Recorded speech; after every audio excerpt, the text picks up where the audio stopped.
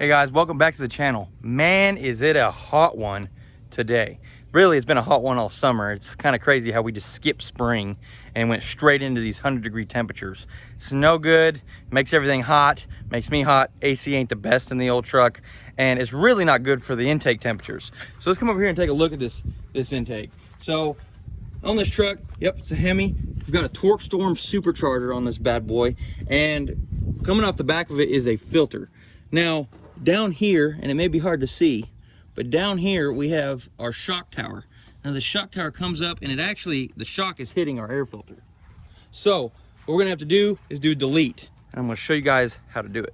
Now basically what's gonna have to happen here is that, now excuse my dirty old truck, it gets driven, but these shock towers, and there's one on each side, this has to go away. This is what brings the shock up and it sits up higher.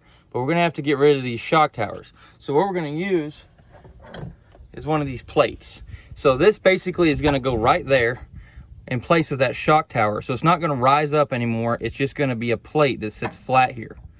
But in order to do that, we're gonna need a different shock, because this thing is like another 5 inches taller than this plate. And we're gonna be bottoming our shocks down and just banging the bottom out of them. It's no good for the ride, no good for the shocks, no good for the suspension, and it ain't no good for me bouncing up and down going down the road.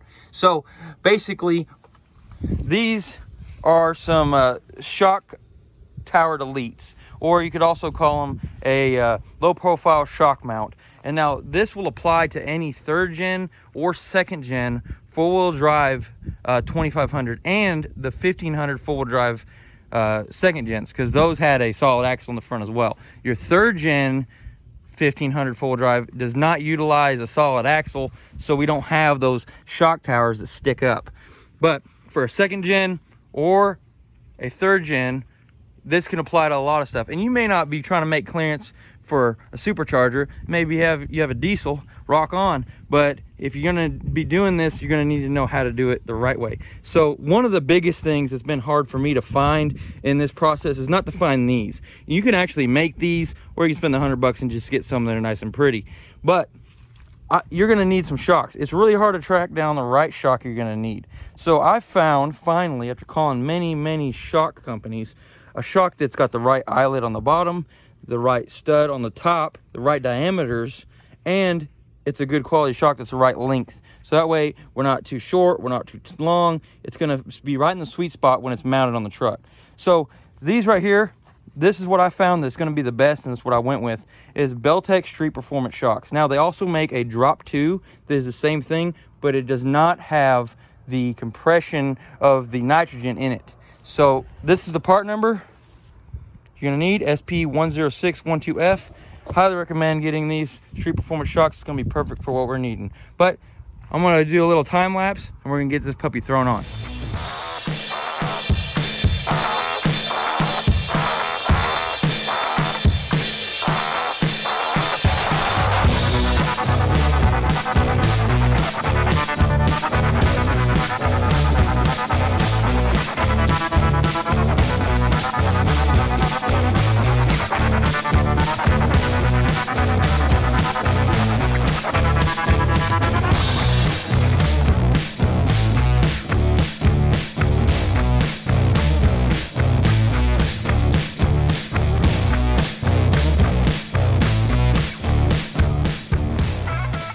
All right, all done, and boy does that look good. Nice new shocks and a nice new low profile shock mounts. They come with 2 nuts to make sure the top's secure and everything's nice and tidy. Now I went ahead and pulled these dust shields off because of the pitch of my axle. They were rubbing the side of the shock a little bit, and I don't need to squeak, and I don't really too worried about them getting all nasty, but it is what it is. So don't need those where we're going. Now hop up here. We got plenty of room for our filter on our nice Spoolie Boy belt driven. Now we got plenty of room for a filter for sure, so that does not happen. Now I'll be sure to get another filter so it's not like that anymore, and a new outerwears pre-filter to keep all the water and all the bugs out of there. Now here's the other side. Lots of real estate, you guys. Looking good and looking clean. So that's what you're gonna need. And I want to mention and remind you that for these This is on a 2-inch leveling block right here. So if you have a 3 or 4-inch level on the front, you're gonna be fine. But if this is stock lift on your truck and you do this, you're gonna need a different shock. There it is. That's how you install low profile shock mounts and the proper shock on your Ram. Guys, if this helped you out, please subscribe and leave a like. If you're doubting whether or not you wanna do that, check out this video up here. I bet it changed your mind, because that's a good one. God bless you. We'll see you on the next one.